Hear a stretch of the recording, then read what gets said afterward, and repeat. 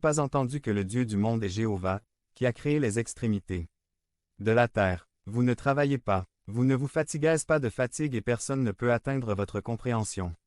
29 Il donne de la force à celui qui est fatigué, et multiplie la force à celui qui n'en a pas.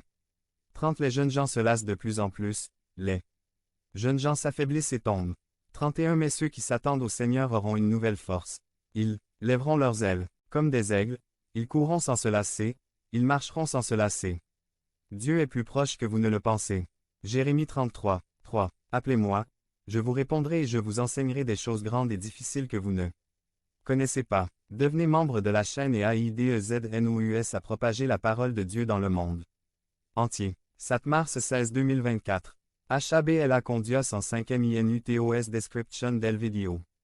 Desatando la bendición de Dios moviendo la mano de Dios a nuestro favor. Summary. Dios a través del profeta Agio nous da la directrice de comment recibir la bendición totale inconditionnelle de part de Dieu.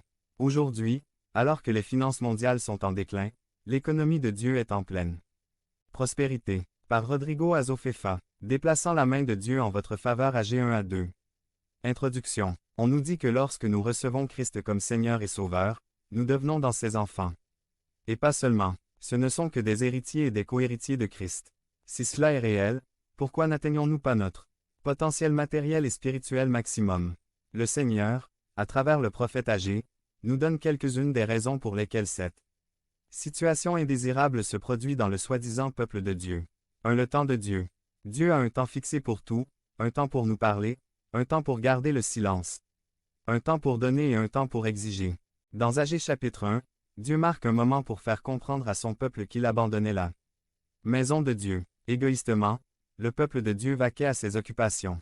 Ils réparaient leur maison et vaquaient à leurs affaires et ne s'impliquaient pas dans l'entretien du temple du Seigneur. En raison de cette attitude, il a coûté aux gens le fait que les investissements qu'ils ont réalisés ne produisaient pas les dividendes souhaités. Leur récolte était rare, ils travaillaient dur et récoltaient peu. 2. Les conséquences d'un semis dans un mauvais sol.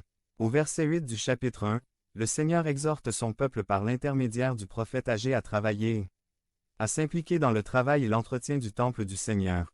Dans le Nouveau Testament, le Seigneur Jésus-Christ nous rappelle dans Matthieu 6, 33 de rechercher précisément le royaume de Dieu et sa justice et toutes les autres choses seront ajoutées. Dieu n'appelle pas à la réflexion. Allons-nous changer l'ordre? Verrons-nous aussi d'abord à nos intérêts, en nous mettant en premier, ou ferons-nous la bonne chose en recherchant Dieu et en lui donnant la première place qui lui a toujours appartenu? Lorsque nous faisons cela, le verset 8 dit le Seigneur